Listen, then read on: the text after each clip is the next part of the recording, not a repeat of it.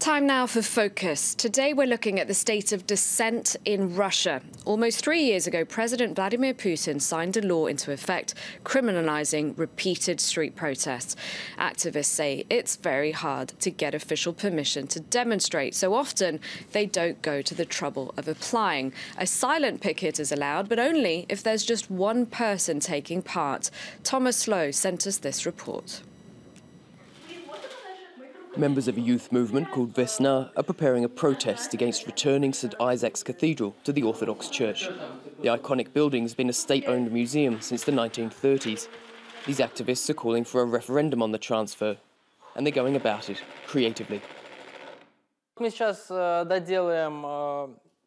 We're now finishing the second urn. There will be a banner and pamphlets as well. We'll have everything done by Tuesday so we can carry out a successful protest. They take to the streets regularly, and each time they do, they risk arrest, fines, even prison. Something Ildar Dardin knows all too well. He was sent to jail for 2.5 years, the first person convicted under a new law that punishes repeat violations of strict rules on demonstrating. Group protests need official approval, so like others, Dardin would go out on his own. Like here when he targeted the Russian president. Officially, these protests are legal, but Dardin believes he was locked up to send a message. They arrested me not to punish me for my peaceful protest. I didn't pose a threat to anyone. But it was meant to scare other people, so they wouldn't dare walk out and voice their opinion without permission from those Kremlin thugs. Ask their permission, and if they let you, you can protest. If they don't let you, then shut up and keep silent. But if you dare protest without our permission, then you'll be put in jail. In a surprise ruling, the Supreme Court last month declared the sentence invalid and set Dardin free after a year behind bars.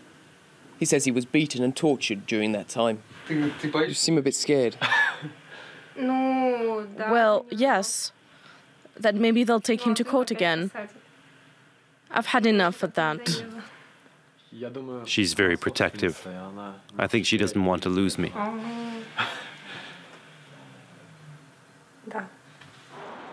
Ildar's experience hasn't put everyone off, however.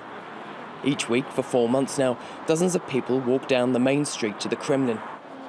They don't have banners or loudspeakers that would make the demonstration illegal. There's no slogans here. We just decided that we need to come out and show the government that we won't be silenced. They're preparing for the presidential elections, and it's going to be just the same for 6 more years. Degradation and internal aggression, it's completely unacceptable. Some here feel the government should be doing more to get the country back on track. Others are dismayed at the country's military actions abroad. Though their opinions differ, for many, it's important that they show their dissent, despite the risks. Our goal is to be united. We look each other in the eyes and lock elbows. It's very important to get together because people are scared and sit at home thinking they can't do anything. So well done to those who have overcome their fear and made it here today. It's an act of courage towards a totalitarian government. Protesters stream their demonstrations on the web, which, despite isolated crackdowns, remains a space for lively discussion. And this media company makes full use of it. Lentach offers a tongue-in-cheek take on politics, including Russia's doping scandal. The company has over 1 million followers on VKontakte, Russia's most used social network. Our goal is to reveal the paradoxes in power, whatever contradicts with what we think is fair game. We make fun of it. So anything that limits people's freedoms, anything that goes against common sense, anything that goes against the Constitution, ends up on our agenda and on our social network. Mostly they use memes, funny images with text to get the news out, where it's shared on social media.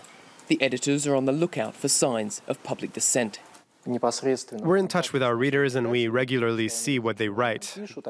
They suggest stories to us and we publish a lot of that. Back in St. Petersburg, the props are ready and political theatre has come to the streets. The urns are just for show, so we're trying to get a vote on that question. An opinion poll of locals was held, and 57% were against the cathedral to the Orthodox Church. For a short time, they get their point across, and for the most part, their creativity is well received. Нормальная акция. Люди пытаются привлечь внимание к проблеме. Хорошее дело. But after just 30 minutes, the demonstrations closed down. A small spark of innovative protest snuffed out by the authorities, ever wary of public signs of dissent. Now, for more on this, I'm joined from Switzerland by Professor Ulrich Schmidt. He teaches Russian studies at the University of St. Gallen. Hello, thank you very much indeed for your time. Could you start off by telling us a bit more about President Putin's draconian laws on public protest and what they've changed exactly in the last few years? Yes, actually, Article 31 of the Russian Constitution guarantees the right to demonstrate. However, soon after Putin's election to his third term in office, the Duma passed a new draconic law on unauthorized demonstration and participation in what courts may qualify as mass riots may be punished with imprisonment up to 10 years. And if you insult a representative of the state, you risk a labor sentence up to 1 year, and if you apply force to a representative of the state, you risk imprisonment up to 10 years. And there have been court sentences where protesters just tried to grab a stick of a policeman, and this was already qualified as applying force to a representative of the state. Public incitement of extremist actions are punishable with imprisonment up to 5 years, and extremism is a very flexible category these days in Russian courts, and extremist can be already an action that is, for instance, fulfilled if you send around a caricature of the Russian president on your social media account. It seems, though, that the definitions are pretty loose in the sense that you mention mass protests, and yet my understanding is that that's just more than one person protesting. And also we saw in our report Aydar Dardan, he was arrested when he was protesting just by himself, and he says the authorities want to make an example of him so that other people are too afraid to go out and protest. Do you agree with him? That's definitely the case. The Russian courts set a warning with single individuals like Aydar Dardan, and they just picked them out because they are not able to arrest everyone.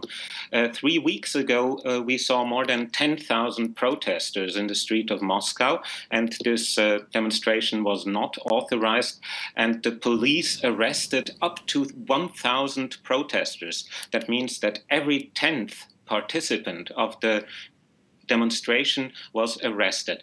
And, well, they got quite mild sentences. So, for instance, Alexei Navalny, the organizer of the demonstration, he got a 15 days prison sentence, like most of those who were arrested during that demonstration, and then they were released. And so I think the strategy is quite clear. So there are some very severe and draconic punishments, and they should just frighten away young people to participate in these demonstrations, and then there are also a series of very soft sentences like those 15 days. Now, you mentioned Alexei Navalny, and we're seeing images of him there up on our screen. He's the best-known Kremlin critic outside of Russia, at least, and he has spent many short stints in jail. He wants to run for president in 2018, but obviously there are many obstacles. I mean, can he even get his name on the ballot, do you think? Well, there is a dispute among the Russian states and the Russian authorities and Navalny himself. Navalny himself says that the constitution just bans presidential candidates who are behind bars. And there is also a law, but not on the constitutional level, that says that convicted persons may be banned from the presidential elections. And I think, of course, it would be quite difficult for the Kremlin to ban someone so prominent as Alexei Navalny from running for president in 2018.